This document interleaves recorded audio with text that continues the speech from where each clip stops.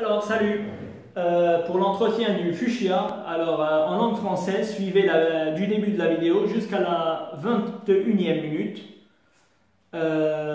Bon, c'est un peu long, mais j'ai parlé de tout là. مرحبا لا تابعوا الفيديو عن الفوشيا وكيف يعتنوا فيها يلي هي الحلقة الست بيسموها عنا بلبنان الحلقة الست بس هي فوشيا اسمها. باللغة العربية تابعوا الفيديو من الدقيقة 21 للآخر. هلا هي طويلة شوي الفيديو تقريبا 20 دقيقة بس حكي عن كل شيء وكيف يعتنوا فيها وهيك. والفوتوراج تاعولها كمان فتابعوها للآخر فيها كثير معلومات.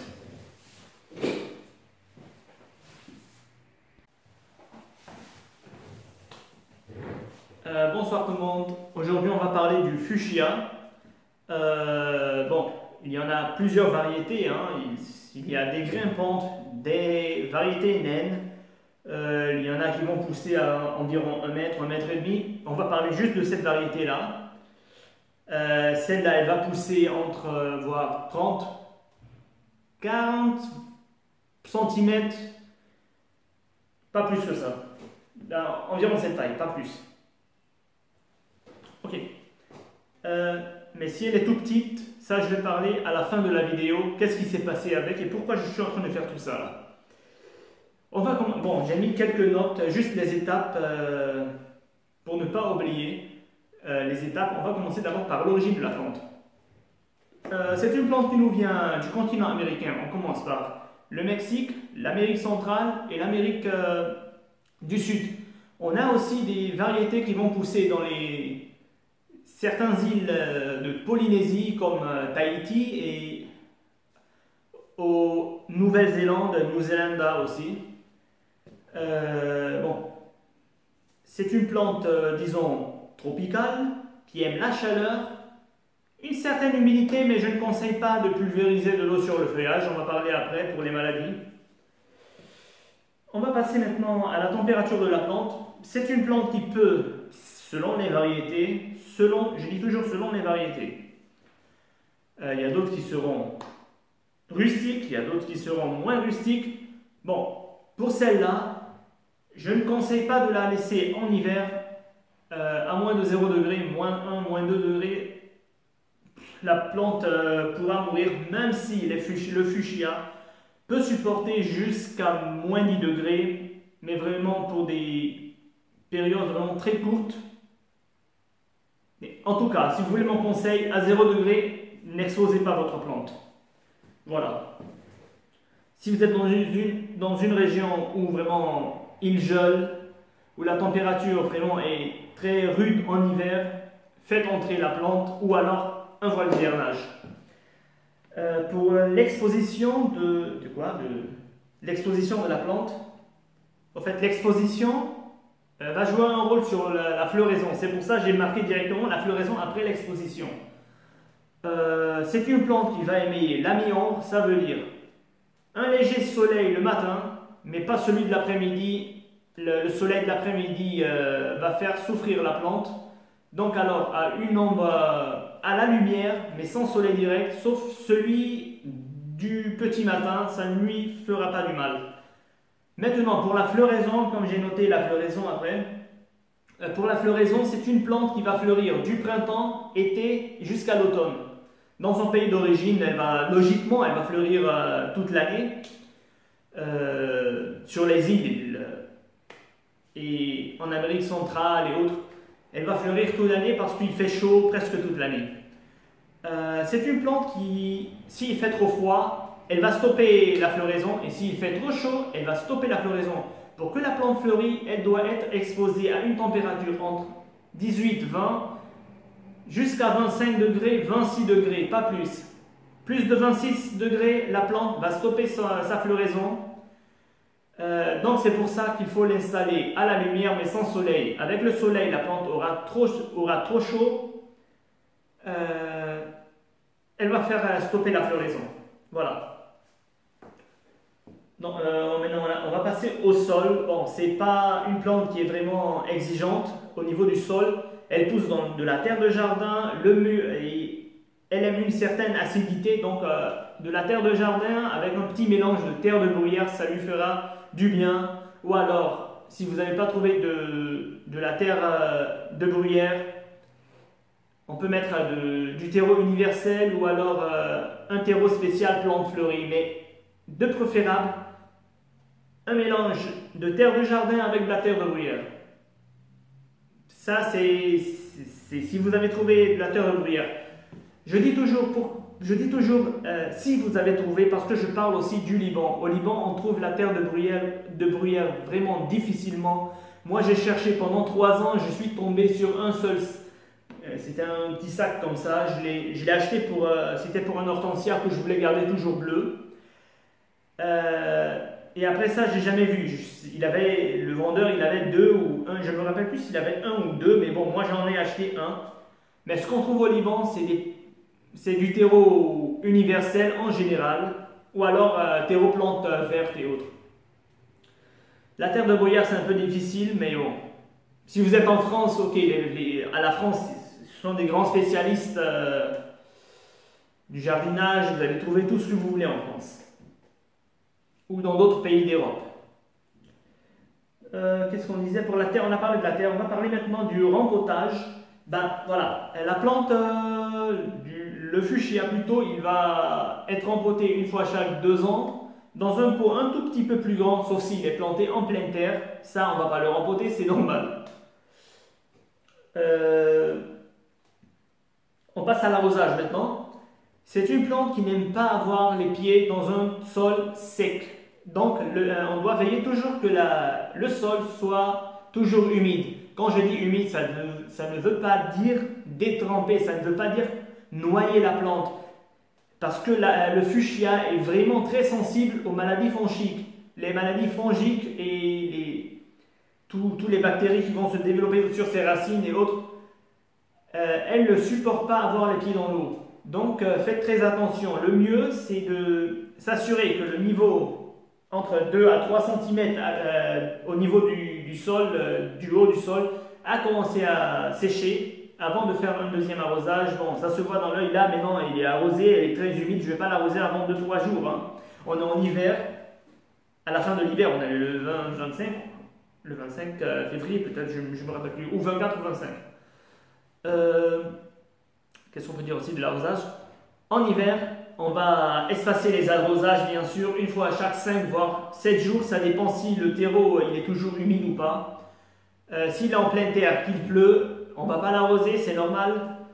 Personnellement, mes fuchsias, moi, en hiver, je les arrosais quand il ne pleuvait pas, une fois par semaine, une fois chaque 10 jours. Parce que moi, je les avais installés en pleine terre. Ils étaient en pot, je les ai mis en pleine terre. Je vais parler après de ça.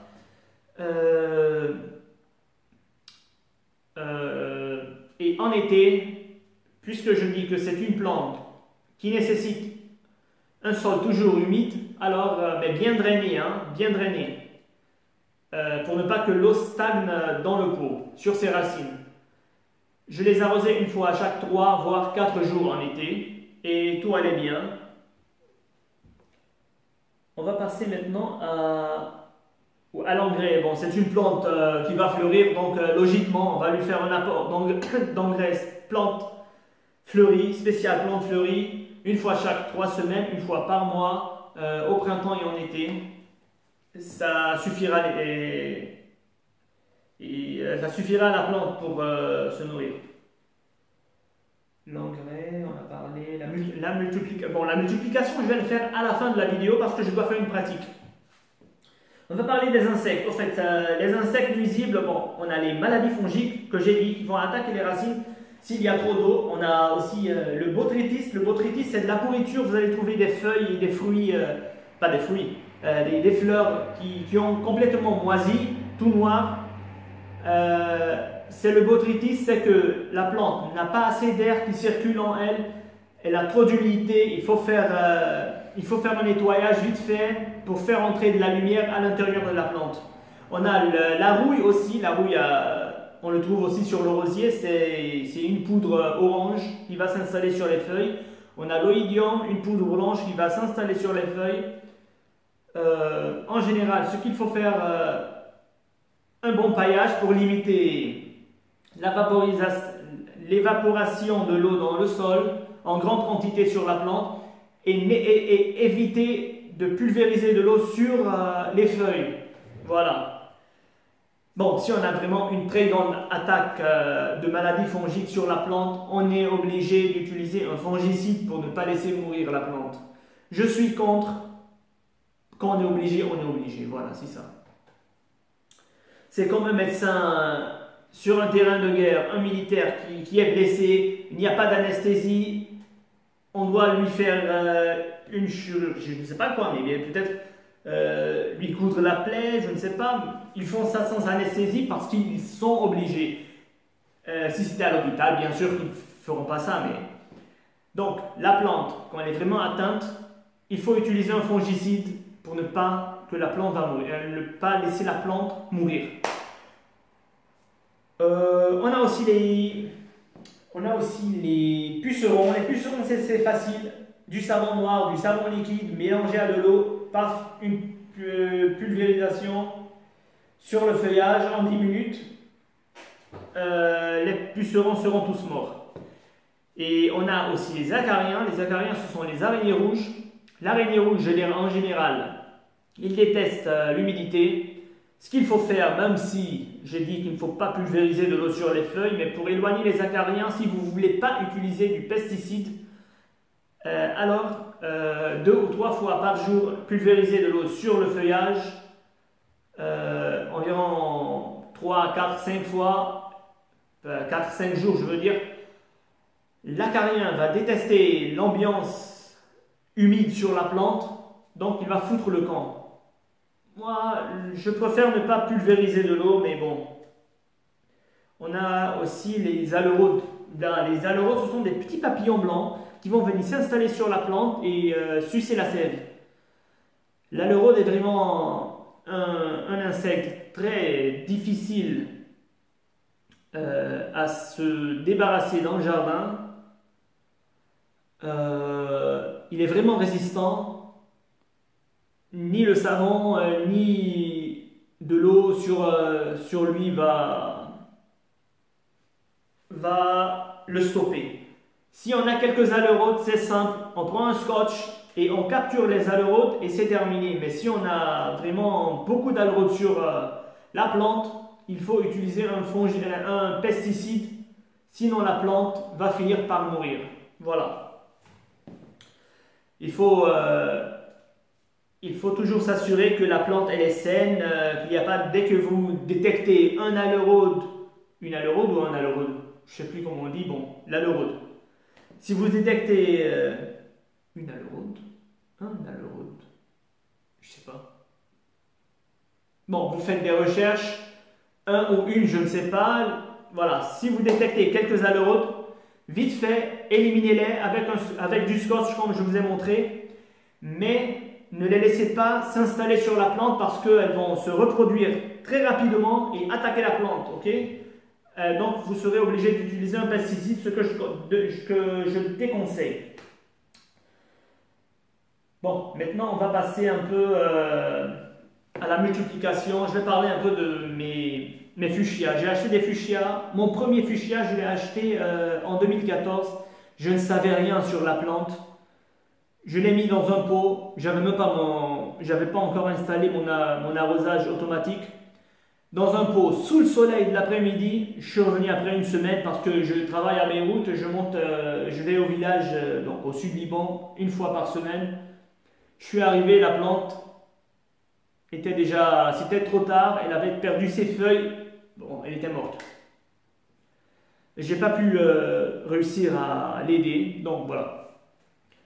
En 2015, j'ai acheté d'autres fuchsias, je me suis bien renseigné sur le fuchsia. J'en ai acheté 3 couleurs. Je les ai mis en pot. J'ai arrosé plus parce qu'on a fait l'installation et voilà.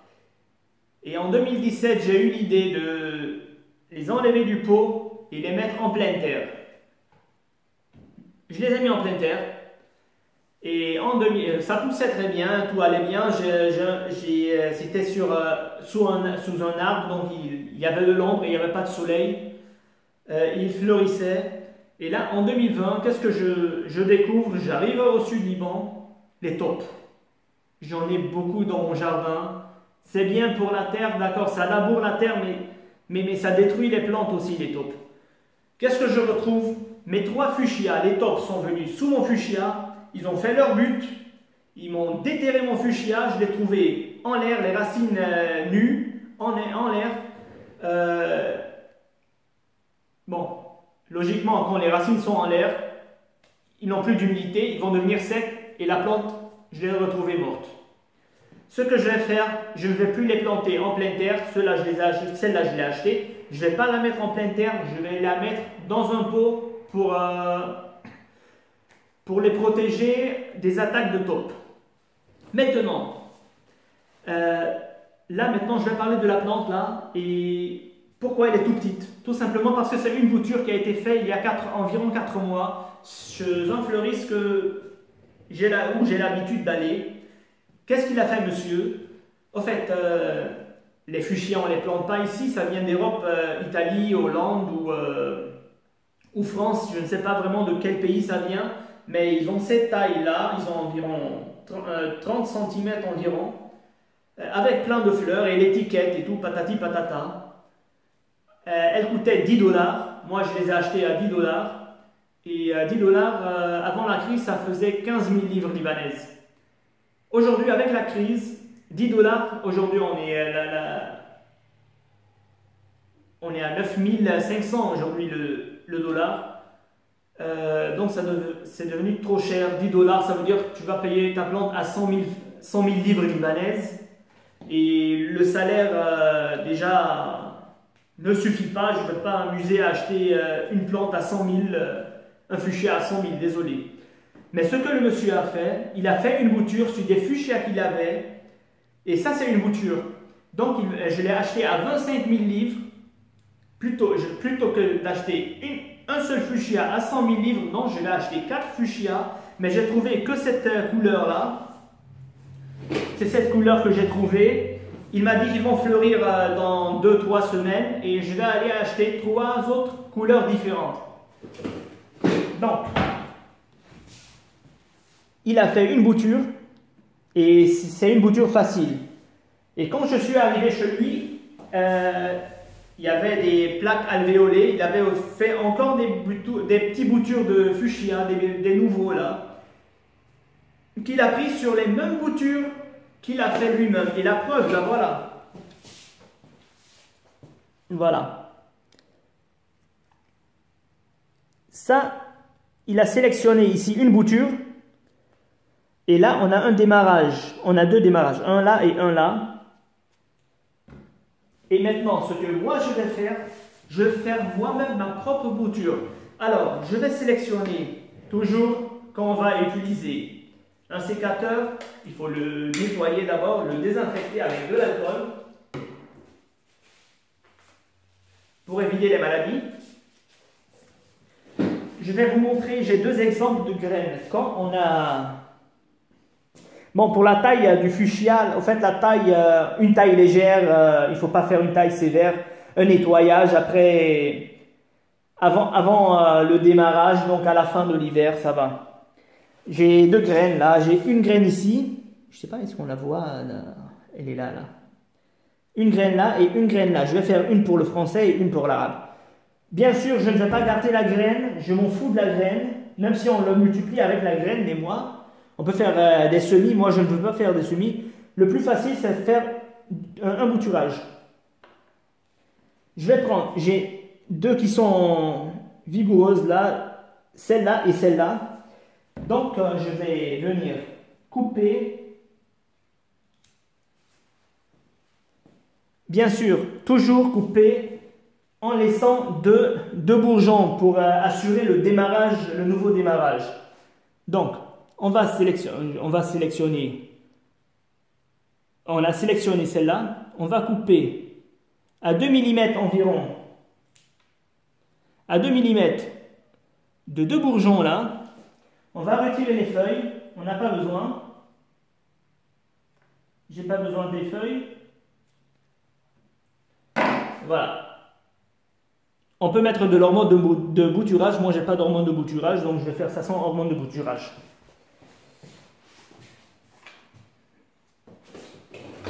Si vous avez trouvé un terreau spécial semis ou spécial bouturage, c'est idéal. Moi, j'ai pas trouvé. Moi, j'utilise toujours du terreau universel. Je vous dis, c'est le plus facile qu'on trouve au Liban. Bon, pour ne pas abîmer ma petite plante là, ma petite bouture qui est encore fragile, je vais faire un petit trou et installer la plante de cette manière. On va faire enfoncer les deux là, les deux bourgeons, comme ça, et on va bien tasser. Voilà.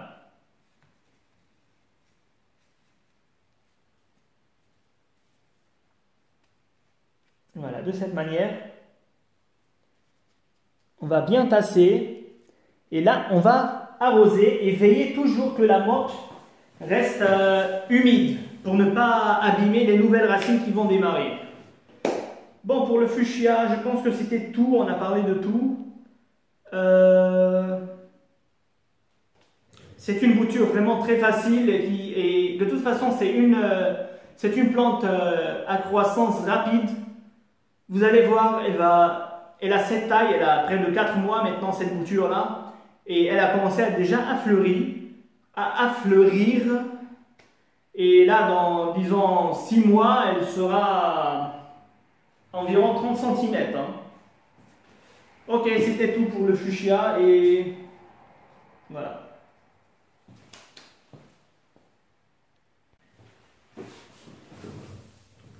مرحبا، اليوم بدنا نحكي شوي عن الفوشيا. عندنا عدة أنواع فوشيا، عندنا منها هيدي النوعية ما بتكبر أكثر من 30 ل 40 سم، في منها متر ونص، في منها عربيشة بتطلع فوق 3 4 أمتار. هلا بدنا نحكي شوي عن الأصل، أنا حاطط كم نقط منشان ما أنسى. هيدي نبتة استوائية ونبتة شوب، فبدها شوب وشوي رطوبة. هلا بدنا نحكي عن الاصل. اصلا للشتله هي من المكسيك وامريكا الوسطى وامريكا الجنوبيه. هلا منا كمان بنيوزيلندا وبجزر من البولينيزيا، يعني بولينيزيا مثل تايتي مثلا. هلا بدنا نحكي عن الحراره تاعولتها. هيدي نبتة ما بتحب حسب الفصيلة تاعولتها، في منهم بيتحملوا أكثر برد، في منهم ما بيتحملوا كثير برد. هيدي ما بتتحمل كثير، يعني الأفضل إذا الحرارة عندكم بالمنطقة اللي أنتم عايشين فيها تنزل تحت الصفر، الأفضل إنه على 5 درجات أو بهالحدود تفوتوا أو تغطوها بفوال ديفيرناج، أو لكن تتركوها ببو وتفوتوها طبعا حد شباك منشان ما تنأذي من البرد. حتى لو بنعرف انه الفوشيا ممكن تتحمل برد توصل لل5 تحت الصفر، ممكن توصل ل10 تحت الصفر، بس مش لكل الانواع، حسب كل نوعيه. بس الافضل لانها نبته استوائيه بفضل انه ما تنعرض كثير على السقعه. هلا بنحكي عن الاكسبوزيسيون. الاكسبوزيسيون مطرح ما لازم نزرعها ودغري من وراها كتبت الورده تاعولتها، لانه الاكسبوزيسيون هي لها تاثير على الورد تاعولها، على الفلوريزون يعني. هلا هيدا الفلوريزون، هيدا الورده تاعولتها، هيدا اللون اللي جبتها انا اليوم، هيدي اشتريتها اليوم.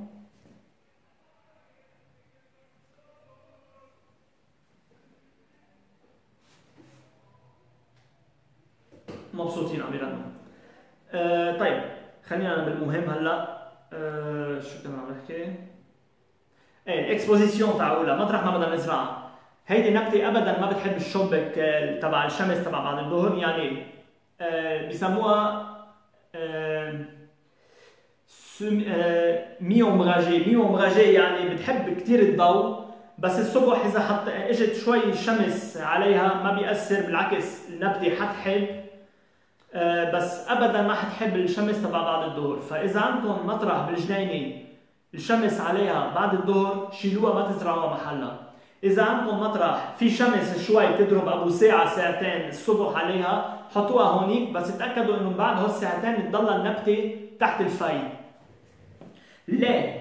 لانه هيدي النبته اذا كان في كثير برد، هلا بالنسبه لبلدها الاصلي بتضلها تقريبا كل السنه عم تعطي ورد، بس بمنطقتنا اللي فيها الاربع فصول طبعا كل شيء بيختلف. هيدي النبته اذا كان في برد يعني تحت ال 15 درجه اكيد ما حتعطينا ورد، واذا كان في كثير شوب يعني فوق ال 25 26 كمان ما حتعطينا ورد. هيدي النبته بتعطينا ورد بين 18 درجه ل 25 درجه ل 26 درجه تقريبا. كرمال هيك لما بتحطوها دائما على الفي الحراره ما حتطلع كثير عليها، فبتضلها محافظه على هيدي درجات الحراره يلي بتخليها تضل عم تعطينا ورد. هلا بالنسبه للسول يعني هي التراب تاعولها، هيدي نبته منا كثير متطلبه لانواع التراب، بس اذا لقيتوا تير دو برويير اللي هي تير اسيد الافضل تستعملوها، لانه هيدي النبته استوائيه بتحب شوي التير اسيد، التربه الاسيد يعني. بتطلع كمان بالارض تبع الجنينه عنا، فينا نعمل خليط من التراب الجنيني قبل ما نزرع التراب الجنيني مع تير دو برويير. هلا اذا ما لقيتوا بلبنان كثير صعب لتلاقوا تير دو برويير، فينا نستعمل تيرو يونيفرسال او تيرو سبيسيال بلون فلوري، يعني تيرو خصوصي للورد. هلا اذا كنتوا عايشين بفرنسا او باوروبا طبعا هول سبيسياليست، يعني عندكم كل الانواع. اصلا انا صار لي فتره عم فتش على تراب للتيرو للبوتوراج ما عم بلاقي، عم بستعمل تيرو يونيفرسال. بس بفرنسا عن جد بتلاقوا كل شيء بدكم اياه، ما في ولا اي مشكله. فمثل ما قلت بتعملوا خليط من التراب الجنيني مع تيرو يونيفرسال اذا ما لقيتوه، تير دو برويير، او لكن تيرو للورد بيمشي الحال ما حيأثر على النبته. هلا الرومبوتاج لما بنزرعها بننقلها للنبته. هلا طبعا اذا حطيناها بالارض ما حننقلها، حنتركها بالارض، بس اذا بدكم تتركوها ببو كل سنتين تقريبا، كل سنتين ونص بدكم تكبروا البو تاعولها شوي صغير، يعني تقريبا 2 سم من كل ميلات. مش لازم تغرقوا تجيبوا بو كبير، لانه بتغرقوا بتضيع الشتله فيها، الشروش بتضيع، يعني بتعملوا لها ستريس. النبته ما بتحب تنزرع تنقل الا ببو اكبر منها بشوي. الرومبوتاج حكينا. الاغوزاج لسقايه، هيدي النبته ابدا ما بتحب الارض تاعولها تكون جاف، يعني ما تخلوا الارض تيبس كثير لانه بتقتلوها دغري. بتحب الرطوبه بارضها، بس بقول رطوبه مش يعني تروحوا تغرقوها. هيدي النبته كثير حساسه، شروشها كثير حساس على الامراض الفطريه. اذا كثير كترتوا مي دغري حيصير عندها امراض فطريه حتقتلوها للشتله. الافضل هلا هيدي مسقيه اليوم، ما حيسقيها قبل 4 ايام، قول 5 ايام لانه نحن بالشتويه، وحيتركها ببو. حقلكم اخر الفيديو عن شو صار ولا بده يتركها بالبو. شو كنا عم بقول عن السقايه؟ لازم نتاكد انه دائما التراب بلش ينشف تقريبا على 2 أو 3 سم من الباز تاعولها قبل ما نرجع نضيف مي عليها. اذا كانت بعدها رطبه ما تسقوها ابدا، اصلا ببين على النظر. يعني اذا التراب من فوق كانت بعدها غامقه يعني التراب فيها مي، ما بحاجه لمي. اذا التراب بلش يفتح اللون تاعوله يعني التراب بلش ينشف، ففيكم ترجعوا تسقوها. انا شخصيا حاعطيكم الاكزامبل تاعولي. انا بالصيفيه بسقيها كل 3 ايام، كل 4 ايام كانت اسقي. وبالشتويه اذا كنت عم تشتي اكيد ما حاسقي، بس اذا ضلينا جمعتين بلا شتي او 3 جماع شيء طبيعي مره بالجمعه تحطوا مي منشان ما تنشف الارض تاعولها.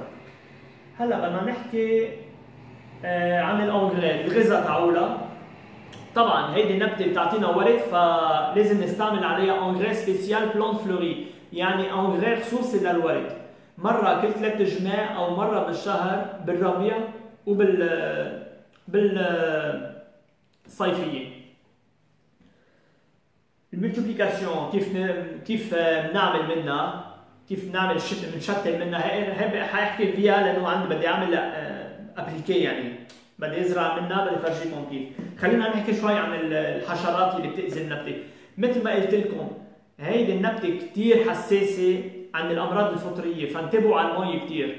إذا كنتوا بمنطقة فيها كتير رطوبة حطوا باياج، باياج يعني قش أو أشياء خشب مبروش أو شيء على تقريبا 2 سم بين النبتة والأرض، منشان ما يكون في كتير تبخر على النبتة من الأرض على النبتة إذا كان في كتير شوب. وما تحطوا مي على الورق تاعولهم لأنه ممكن يصير عندكم خليني قبل ما احكي عن الهوليكي، خليني اذا لقيتوا مثلا الورده كلها معفنه او الورق معفن من جوا، هيدي اسمها بوتريتيس، هيدي مرض فطري. هيدا دليل انه الفوشيا عندكم ما فيها هواء ابدا حواليها وما بتفوت الهواء بقلبها وعندكم كثير رطوبه. لازم باسرع وقت تبلشوا تقصصوا من جوا كل شيء وتخلوا الهواء والضوء تفوت بقلب الشتله منشان ما عادش يصير عندكم بوتريتيس. بيجي عليها هلا الفطريات عندكم الاويديوم اللي هي مثل بودره بيضاء بتكون على الورق. عندكم الغوي هي مثل بتجي كمان كثير، الغوي بتجي كثير على ورد الجوري الغوزيه، بودره لونها اورانج. و شو عندنا؟ البروتيت هو هن. هلا اذا بحال كان عندنا بس كم ورقه فيهم هول الامراض الفطريه بنشيلهم دغري بنكبهم، طبعا مش بالجنينه، الافضل بالزباله او بنحرقهم منشان ما نعمل، قلت لكم انه بنعمل باياج وما تكبوا مي على الورق منشان ما يصير عندنا هالامراض الفطريه. هلا بحال اذا كان عن جد النبته كلها عملت اتاك الفطريات عليها، يعني خلص ما عادش في مجال، مجبورين نستعمل دواء رش للفطريات، لانه اذا تركتوها حتقتلوا الشتله. هلا انا ما بفضل بفضل انه نتجنب كل شيء ممكن يعمل فطريات على النبته منشان ما نستعمل مواد مبيدات سامه للارض. بس اذا عن جد ما في مجال بدنا نستعمل. بتيجي عليها كمان هيدي النبته البيسرون اللي هي المن الاسود او الاخضر ولا اهيان، شويه صابون بالمي بتطصوا 10 دقائق المن كله بيموت. عندنا الالورود هي مثل فراشه كثير صغيره، هيدي ما بتموت لا بالمي لا بالصابون، هي بدها بيستيسيد، هيدي بدها دواء رش اذا كان في عليها كثير. بس اذا دغري لاحظتوا انه فيها 2 3 بلشوا يجوا عليها، بتجيبوا سكوتش بتصيروا تلقطوهم منشان ما تتكاثر على الشتله، لانه هيدي عندها ريزيستانس كثير قوي. يعني كيف يعني ريزيستانس؟ يعني عندها مقاومه قويه على المبيدات، ما بتموت بسهوله، وثاني شيء بتتكاثر بسرعه، فلازم دغري تتخلصوا منها. عندنا كمان الاكاريان هي الارينيه روج كثير صغار ما بيبينوا بالعين، بيجوا ببلشوا يمصوا الغذاء تبع النبته. هلا الاكاريان اللي بنتخلص منها او بدنا نستعمل مبيدات اذا عن جد كان في كثير عليها. اذا ما كان في كثير انا بفضل الفوشيا مش لازم يطصوا مي عليها لانه منشان ما يصير عندها امراض فطريه، بس اذا كنا مجبورين يعني مجبورين. الاكاريان هي بتحب الاماكن اللي فيها جفاف، ما بتحب الرطوبه، فمرتين او 3 مرات باليوم بتطصوا عليها مي على مده 3 4 5 ايام تقريبا. الاكاريان حيكره هيدا الجو الرطب فحتفل عن النبته. طيب هلا بدنا نحكي شوي عن الملتيبليكاسيون. فينا الملتيبليكاسيون يعني كيف تتكاثر الشتله، او ببذر مثل الهي حشيلها من هون، عندي وحده ثانيه هون. طبعا انا ما حخلي البذرات لانه لما بتتركوا البذر بقلب الشتله انا ما حيستعمل بذر اصلا لازرع، انا بدي اعملها بوتيوب، بدي شتل منها، لانه الشتله اللي تعمل بذر بتفقد كثير من الغذاء تاعولها، بلا ما تعطينا ورد بتصير تروح الغذاء كلها لتعطينا البذر تاعولها لتغذي البذر. شو بدنا نهلكها للشتله؟ خلص وبلاها بنشيلها وبنكبها. نحن ما عم نشتريها كرمال البذر، عم نشتريها كرمال الورده. هلا ملتيبليكاسيون. هلا خليني احكي شوي شو صار. هيدي نبته اشتريتها اليوم. هيدي بوتور، هيدي كانت صغيره وزرعوها. الزلمه اللي بيشتري من عندها بتعرفوا لما كانوا يجيبوا بضاعه بيجيبوا كله من اوروبا، ما بيزرعوا هون. فشو بيصير؟ كان حقها 10 تقريبا، كان سعرها بال 30 سم تقريبا، شي $10. انا هيك اشتريتهم بالزمانات وبسال كثير مشاتل بين 9 ل $10 حقها، يعني كان حقها 15,000. اليوم الدولار اليوم 9.5، يعني النبته اللي كان حقها $10 اليوم حقها 100,000. حرام تشتروا شتله مثل هيدي ب 100,000. وحتى هو ما جاب بضاعه من برا، هيدي هو زراعه. بيشيل وحده صغيره هيك بيزرعها، ابو 4 اشهر بتصير هيك وبلشت تعطينا ورد. حتى هيدي نبته دغري بتكبر، الفوشيا بتكبر بسرعه. بس شو عمل اخونا؟ هو اخذ شتله من الشتله هيدي اللي هو زراعه من الاساس. حفرجيكم وينها، لانه انا لما رحت لعنده شفت حاطط بويات صغار، البلاك الفيولي اسمها، هي بتجي سوداء وإلها بويات بقلبها. حطت كثير بوتور صغار مثل هولي. من وين جايبهم؟ من المريخ؟ لا، جايبهم من هون. وهي قصة من هون، قصة من هون، وزرعها عنده من هيدي الشتله. هلا مش مشكله، لانه عملت راميفيكاسيون، يعني بترجع بتفرخ على الجناب. شفتوا؟ هي فرخت هون. هلا انا بدي اعمل نفس الشيء. هيدي اشتريتها ب 25,000. بلا ما يشتري نبته جاي من برا ب 100,000، لا بيشتري 4 نبتات ب 100,000 و4 الوان. هلا هيدا اللون اللي لقيته هلا، بس بدي اجيب غير الوان. هلا عملت وحده، انا حاعمل 2. وطبعا لما بتكبر الشتله ما حاهلكها، بدي اترك شوي لتكبر الشتله، يعني بس تكبر شوي الشتله حاعمل بوتيو بعد. هلا دائما بس بدنا نعمل بوتيور بدنا نعمل سيلكسيوني، يعني بناخذ التيج الاساسيه القويه يلي هي. هلا حقصها هون، ودائما بس بدكم قصوا دائما تحت فوق برعمان، منشان تعطوا مجال للنبته ترجع تفرخ. يعني اذا كان قصصها تحت ما عادش حتفرخ، هو لانها قصها فوق فرخت من تحت، فلازم نعطيها مجال للشتله ترجع تفرخ لنا. هلا انا حاخذ اللي بدي اعملها السلكسيوني طبعا فوق برعمان مثل ما قلت لكم، منشان ترجع تفرخ من تحت. هلا حاعمل سلكسيوني دائما 2 ملي تحت برعمان بهيدا الشكل، تحت برعمان بقص هيك. هيا هلا بدي اشيل الوراق الاثنين، ماني بحاجه لهم. هلا في شغله كثير مهمه، بس بدكم تستعملوا مقص على الورد، بدكم تصوا سبيرتو عليها لتنظفوها. هلا انا عملت بالفرنسي، ما في مجال، ما في لزوم ارجع اعملها انظفها لانه اصلا منظفه. هلا هول الاثنين البرعمان لازم حيكونوا تحت الارض، وهول اللي حيكونوا فوق الارض. هلا الافضل انه تستعملوا تيرو سبيسيال سمي او تيرو سبيسيال بوتوراج، يعني خصوصي للبوتور.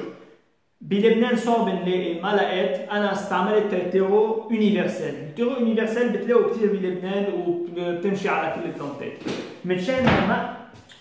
منشان ما يكسر الشتله اللي كثير خفيفه بعدها، جبت معلقه بعمل جوره صغيره وبحط النبته بالشكل اللي بدي اياه، البرعمان تحت وهوليكي من فوق، وبكبس التراب منيح عليها بهيدا الشكل.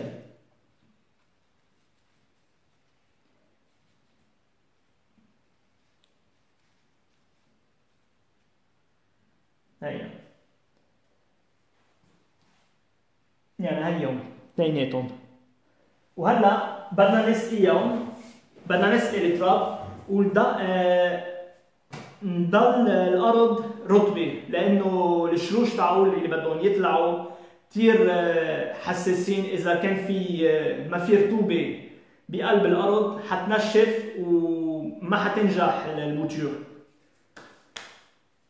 هلا بدي احكي شوي عن الفوشيا تاعولي. اول فوشيا اشتريتها بال 2014 ما كنت اعرف ابدا عن البلانت. شو عملت؟